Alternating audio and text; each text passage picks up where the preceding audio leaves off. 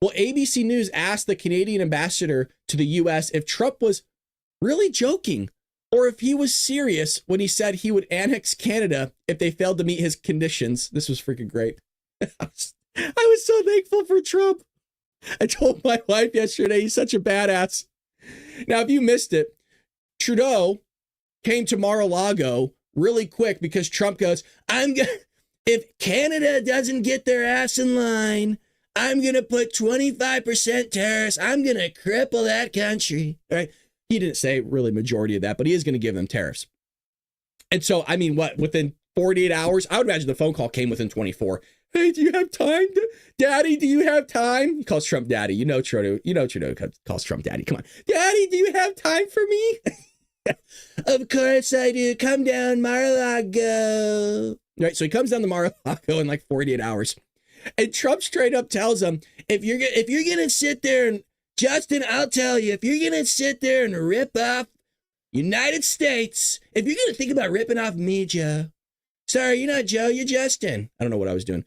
Justin, if you're going to rip off the United States, and if it's going to cripple your country, maybe you should become the 51st state, bitch. Okay. I added a little bit of fluff, but that was pretty much it, where he said, look, if you're going to be crippled by these tariffs, if you're going to fail as a country, then maybe you should sit there and be the 51st state of the United States and that you could be the governor. That's what he said. Realistically, that's what he said.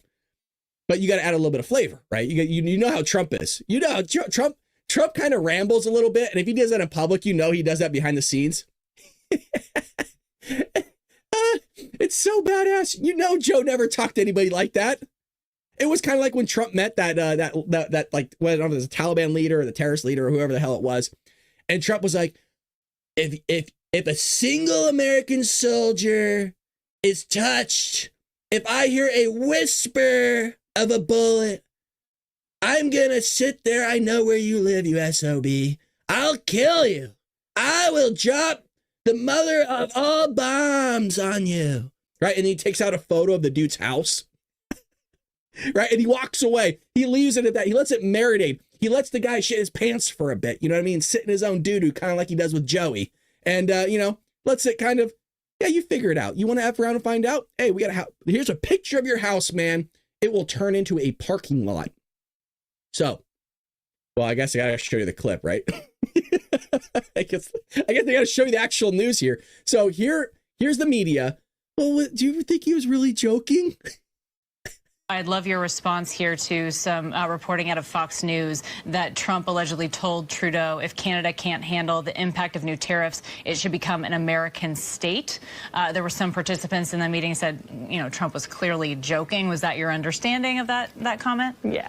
Yeah, I do think it's important to emphasize that this was a really social dinner. I mean, there was a lot of joking, storytelling. There was a lot of discussion around, the prime minister was asking the president about the campaign and the election, asking about Mar-a-Lago. People were teasing each other. They talked business. We talked serious matters, obviously, as well. But it was a 3-hour dinner. And there was the prime minister and the president, I'll be honest, they know each other well. And they. I still love this photo. I look how happy he is. I said this yesterday. This is such a fake smile. He's crapping his pants. Oh, shit. It's kind of like when you're that guy and you just got kind of put into the group of the mob.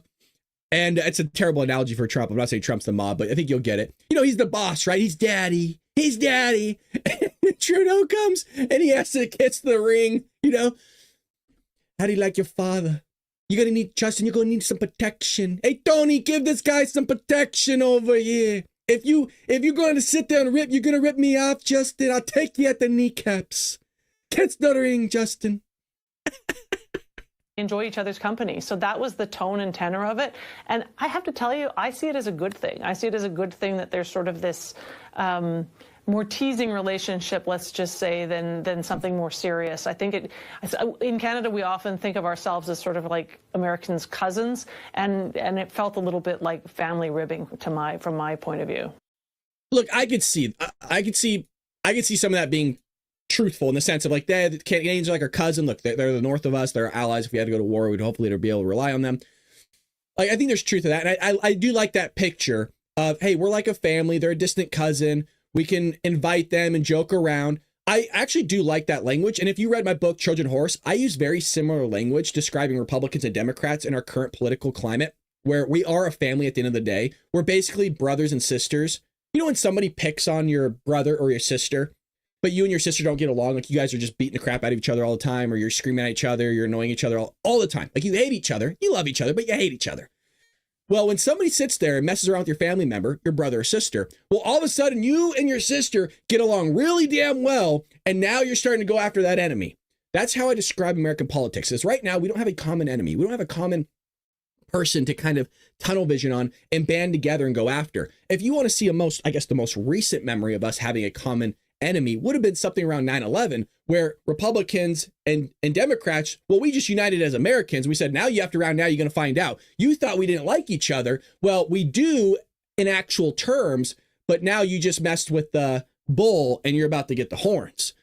I like the way she described Trudeau. I would love to get along with the guy, at least as Americans, but as much as Trump was joking, all jokes have a bit of truth to them. And Trump's truth was, I will cripple you, Justin. I will take you at the knees. Kiss daddy's ring. Kiss the eagle, Justin. And he moves it, as Justin's trying to kiss it. He's like moving his finger. Come on, Justin, you can do it.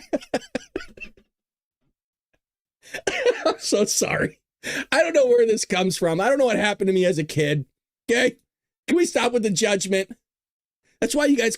What other host do you know gives you random entertainment like this? This is why you come. This is why you come here. Not for free stuff, not like the illegals. You come for the entertainment.